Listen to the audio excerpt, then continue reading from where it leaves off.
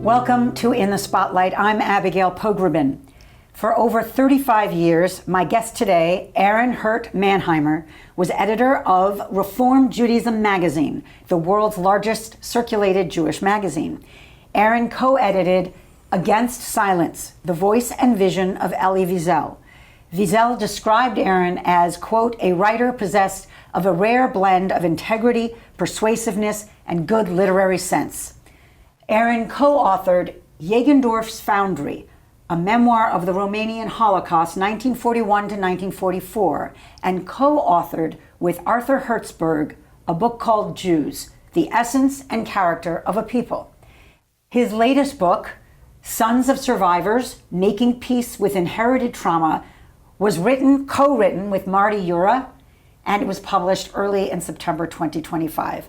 Welcome as my guest, Aron. It's great to be with you. Thank you, Abby. I'm delighted to be here. I have one of the two of you, but the two of you matter for this. It's an extraordinary story of friendship and coincidence.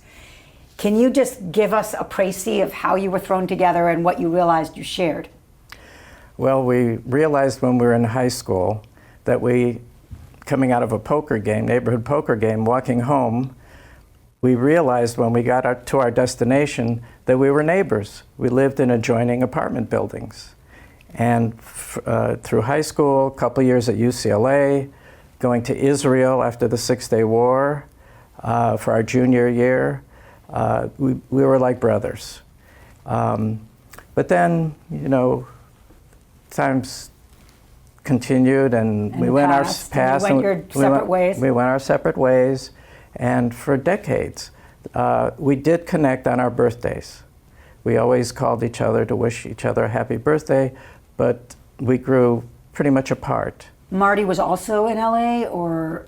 Marty ended up in Atlanta, and I ended up in Connecticut. And he served in the IDF, correct? Yes, he served for 5 years in the IDF and he fought in the Yom Kippur War. Wow. He was a field psychologist in the IDF. And the last time I saw him in Israel was in July 1973, and I had no idea at that time that a few months later he'd be fighting in a war. Wow. So we were not very close for a long time. And then something happened, something very strange. My daughter and her husband and their toddler son were flying from Los Angeles to New York with a stopover in Atlanta. And suddenly there was a storm, all flights were canceled, and they were stuck. My daughter called me and said, Dad, we're stuck in Atlanta, what do we do? I said, call my friend Marty, he lives in Atlanta. It was Christmas Eve. Wow. 2016. And Marty, of course, rescued them. Come on over. Rescued them, brought them right into the family fold, and they had a really good time, and everything worked out beautifully. And the next morning, my daughter called me and she said, Dad, I don't understand why you and Marty, never get together. The atmosphere in their house is just like yours. Everything about them is just like you. You really should get together. So a couple months after that, Marty and his wife came to New York. My wife Judy and I went to meet them, and that rekindled our relationship. We were reunited like brothers again. And even though I realize it's giving away a little bit of the surprise, the fact that both of your fathers were in Auschwitz, when do you really focus on that commonality? When we were young friends in our early days, we knew that our parents were Holocaust survivors. There's no getting around that. But we didn't know any details. And it wasn't until we actually sat down to think about writing the book, that we learned that both our fathers were in Auschwitz, both our mothers were in a chain of concentration camps connected to Gross Rosen, slave labor camps, and that most unbelievable that Marty and I were both conceived in the same displaced persons camp in Feldafing. And what's really astonishing is that we didn't know that about each other, and now we were like in our 70s. So the decision to write this book, Sons of Survivors, What was the idea to do it together? And if you could just explain the structure of the book so people have a sense of how it reads. Okay. The way the book reads is they're alternating stories, short pieces that trace our entire lives, beginning with our parents meeting, and then Marty growing up in the Bronx, my growing up in Cleveland, Ohio, how we ended up in California, and it's a coming-of-age story, and then a journey that we took together through our lives, tracing, my direction as a Jewish journalist and his direction as a businessman, and then owning a yoga studio. So the book follows that through short stories. And it's wonderful. And I think part of what's stark about the difference in your upbringing was the choices that each of your parents made when it came to how much to share about their Holocaust memory and history and just the unspeakable facts. What was that difference? The difference was that Marty's parents never spoke to him about it. It was a taboo subject, and his parents told their relatives never tell Marty anything about what happened during the Holocaust. Marty was 20 years old when his father and mother sat him down and told him the main thing that they were hiding, that his father had had a family in Europe, a wife and 2 daughters who were killed and died in Auschwitz. And this was something that he never knew, Horrific. Although he felt something. Even as a kid, whenever he heard a story about a child being very sick or dying, he would cry. But You mean Marty's dad would? no, Marty would cry. Really? Marty would cry but it was his sadness for the parents who had lost a child or who had an ill child. It's almost like he had a sixth sense, that his father was carrying that. Exactly. Also, he didn't think he would ever, once he learned what happened, he didn't think he would ever get married because he couldn't stand the thought of losing a child. That was just too much for him to bear. And it was amazing that he felt that his father could bear that and begin over, start a new family. So Marty didn't know he had a brother and sister. Incredible. Your story, can you just give us a little bit of the basics of what your parents went through? Yes. So I really thought that I knew a lot about what they went through. But I realized only by doing this book that I had never spoken to my father directly about the Holocaust. All I knew certain things. And these are the things that my mother said. My mother said, I once asked her, did you ever consider not telling me about the Holocaust, even as a young child? And she said, no, you had to know the truth. And also, you would never be able to understand me if you didn't know what I had gone through. So what did I know? I knew that my father and mother were engaged in 1941 after the Nazis came in and occupied Poland. They had an engagement party at my mother's home in the neighboring town, and then they were supposed to have an engagement party in my father's town the following week. But within that period of time, my mother was deported to a concentration camp. And that was the last they saw each other until after the war in the DP camp. So between the 2 engagement parties, she disappears. She disappears. Do you know which concentration camp? Yeah, she was in Greenberg. That was a camp, and it was in Germany, and was part of the Gross-Rosen chain of camps. Your father? I knew that. The rest of what I knew didn't happen in the camps, but happened after the evacuation of the camps, in both cases. In my father's case, after they evacuated Auschwitz, and he was evacuated just a couple of days before the liberation. His life would have been totally different if he had still been in the camp when it was liberated by the Red Army. So he was on a cattle car. He jumped off the train, and he was shot through the chest and left to die at the side of the tracks. But some people came, picked him up, and took him to a hospital.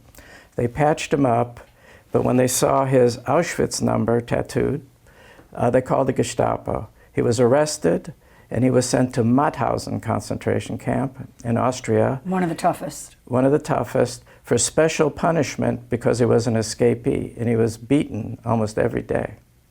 And this was after having been shot through the chest. When Mauthausen was liberated by US forces on May 5th, 1945, the GIs pulled him off a pile of corpses. He was like a living skeleton. That was May 5th, 1945. Meanwhile, in the Czech Republic, my mother was on a death march over 3 months in the winter, without any preparation, without food, without medicine, marching with 1,000 girls, 1,000 women. And there were very few of them left when she could no longer walk. So she was put on a truck with about 20 other women to be taken to the forest and shot. And they all knew this was the end. But suddenly, a US fighter plane flew over, strafed the truck, open truck. The 2 German women guards were hit, none of the prisoners, and at that moment, my mother jumped off the truck, or pulled herself off the truck. And escaped. Yes, and pulled a friend who she had shared a bunk with in the concentration camp. They were like the buddies, the buddy system. If you had somebody, like Marty and I have somebody to get us through this book. So the 2 of them went into the woods, and that was also May 5th, 1945, same day. Incredible. That's all I knew. And they found each other again. They found each other. My father was very sick after the war, and he ended up in a sanitarium, a TB sanitarium. The first time my mother saw him, after all that had happened to both of them, she approached him. He was in a hospital bed, and he said to her, he said, "Adela, you know, our engagement is off. You don't have to honor the engagement. I'm not the same person who I was. I'm sick. You'll never have a good life with me. So you're free." And she describes this as a Ruth and Naomi moment. And she said, in Yiddish, "Wer die geist, ich gehe." Where you go, I will go. Incredible. And they had a very beautiful marriage. One of the stories that is so powerful in the book is your mother, Adela, swallowing a photograph of her mother during a body search. Can you explain? Yes. Soon after she got to concentration camp, there was a surprise body search. And everyone knew that if they caught you with a photograph, you would be sent to Auschwitz. And that was because of the dehumanization, the idea that you shouldn't have any artifacts, any memories. That's right. It was totally against, you were now a slave. No connections to the past or to anyone. So that was a capital offense. So she swallowed the only photo she had of her mother.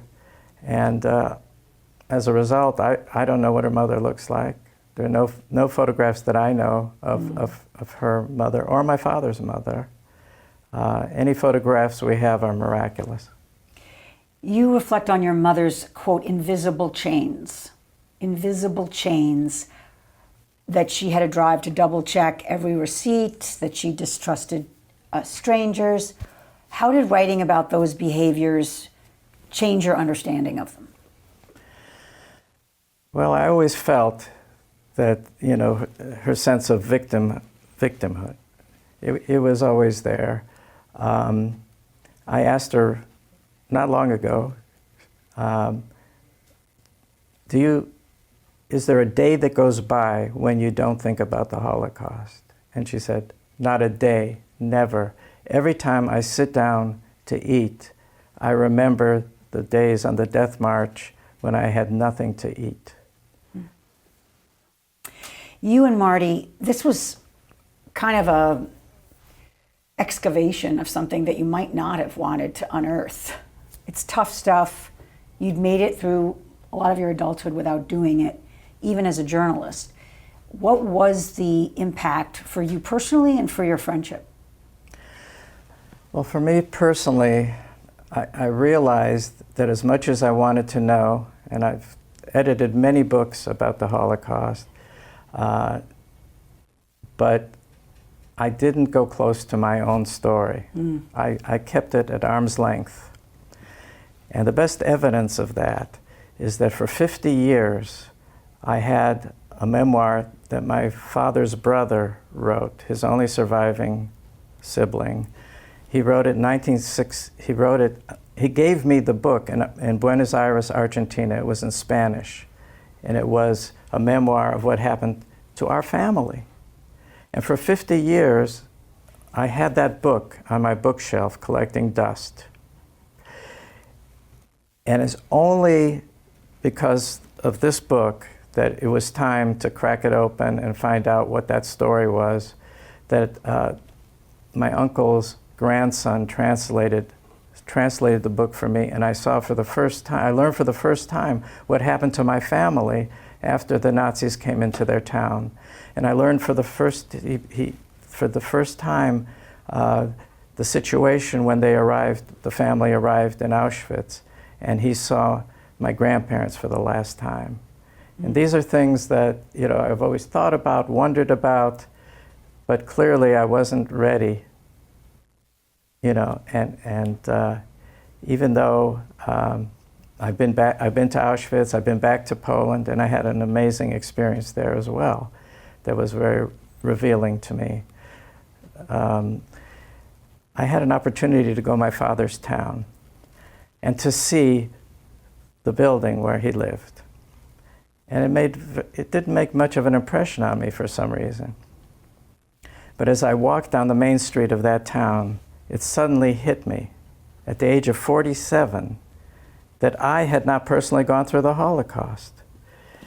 Suddenly, I thought, if Hitler hadn't come and my parents were married here, I would have been born here, I would have been a very different person, had a very different life, but that was not my life.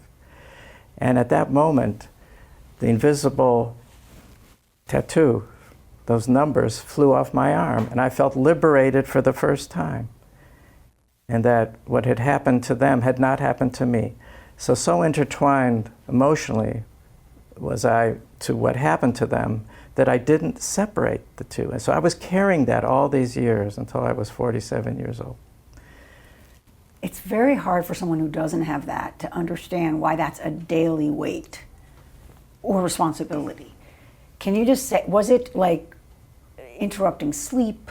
Was it making you feel guilty all the time? Like, how did it manifest itself? It manifests itself in different ways at different times of my life. My earliest memory is to be an avenger. I wanted to kill Hitler. That was my earliest memory. Another early memory is, the survivors lived in a very tight-knit community because we felt other people could never understand us, and they didn't want to hear our stories, and they accused the survivors of having done terrible things to survive. So we were kind of isolated. So that's even from Jews. We were the Grüne and they were the Amerikaner. Explain those terms. Greenhorn, we were seen as Grüne. We were refugees. We were green, the Grüne. And Jews who were here earlier, who had not gone through the Holocaust, we referred to them as Amerikaner. But those who were not Jewish, we had very little contact, with them socially. But I remember thinking, whenever there was any contact, I would think, can I trust this person? And what does that mean? It means, would they hide me in their basement if there were another Holocaust? So these are manifestations of the trauma. A more recent one, maybe a year ago, I was sitting at the Shabbat table with my grandchildren. We always have Shabbat every Friday night. Judy bakes the challah, we light the candles. And I could see the sparkle of the candle light in the eyes of my grandchildren. And suddenly it hit me that 1.5 million children, just like them, were murdered just because they were born Jewish. And it was an overwhelming feeling, a terrible feeling. I calmed myself down, went about the rest of the evening, didn't say a thing. And Marty also has these kind of feelings that they just hit you, and then you have to gird your loins and just accept it, that this is part of who you are. This will always be part of who you are. You cannot outrun trauma. You can accept who you are as a person who has trauma, and many, many people do. And if you do that and accept, okay, Marty accepts that he's a mushy man, he cries very easily. I had to accept, I don't cry, and I hardly ever cry. It was only when we worked on this, after finishing the book, I was able to actually cry. Let it go. Let it go. Do you also say that when you look at the flickering candles reflected in your grandchildren's eyes, here they are. Here's the miraculous, unlikely generation that shouldn't even be here. Yes, they are if Hitler had his way. They are our victory. You know, we gave a talk a launch in Los Angeles, and before the launch, I asked my mother, and we met, Marty and I sat down with my mother, and she wasn't able to come to this. She's 105. She's 105 and wasn't, you know, later she said, I should have gone. But I asked her, what message would you like us to deliver for you? And she said, and she handed me a photograph of her with me when I was about 2 years old in Germany. And I didn't understand at that moment, what does this mean? Until the course of our conversation, and the moderator said something about our victory over Hitler, that I realized why she gave me that photograph. Because it was her proudest moment. It was, here I am, what they tried to do to me, the death march, here I am with a child who was born in a DP camp to start life anew, not look backwards, look forwards. And I'm always learning more about myself and about what this all means. So just going out into the world and talking about it is full of revelations. So finally, you said, though we inherited our parents' pain, we are also heirs to the healing power of their love, kindness, and compassion. I think that is what has made the difference. Yes. Marty and I are very fortunate because our parents gave us so much love and acceptance, and so much that it outweighed the trauma that we carried. And when you have that kind of balance or imbalance, whatever, it gives you, it encourages you. And we were able to live very good lives, successful lives, we feel, because our parents did not teach us to hate, did not, they taught us to be compassionate, they taught us to look forward and live our best lives. Not all children of survivors are that lucky, I must say. And finally, I have to touch on the moment we're in, where Holocaust denial is unfortunately on the upswing, when you see the rhetoric around who's a Nazi and what a Holocaust is and what a genocide is. How are you grappling with the language of this moment? What I see happening is Holocaust distortion, whereas in a previous generation it was more Holocaust denial, but it's still Holocaust denial on the right, on political right. It's more Holocaust distortion on the left. By this I mean weaponizing the language of the Holocaust and turning it against the Jewish people, turning it against us. We're committing genocide. Michael Moore used the term that Israel's committing the final solution against. Michael Moore, the filmmaker. Michael Moore, the filmmaker, said in Gaza, Israel's engaged in the final solution of the Palestinians. This is very painful to hear, this kind of rhetoric. It's painful because Marty and I know the truth. What we write about is the truth. Yes, it's memory, but the scars are very much on our, on my father. He had the scars where he was shot through the chest. He had the tattoo on his arm. He had a permanent black and blue mark on his knuckle where the capo beat him in Mauthausen, extra punishment. And all the surgeries he had to go through because of his illnesses after the war. The physical proof was on. He never had to talk to me about it. I knew. I didn't want to wake up the demons because he suffered so much. So that's there. My mother's story is true. There are 50 million documents on the Holocaust at the Arlsen archives in Germany. I've been there. I've looked at them. They brought out documents from my family. It's all documented. It's all real. And anyone who says it isn't is lying.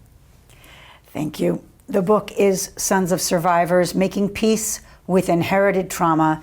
The authors are Aron Hirt-Manheimer and Marty Ura, and it is a beautiful and a heartbreaking and important book. Thank you so much for being here. Thank you, Abby. It's such a pleasure. I'm Abigail Pogrebin for In the Spotlight. Thank you for being with us, and I'll see you next time.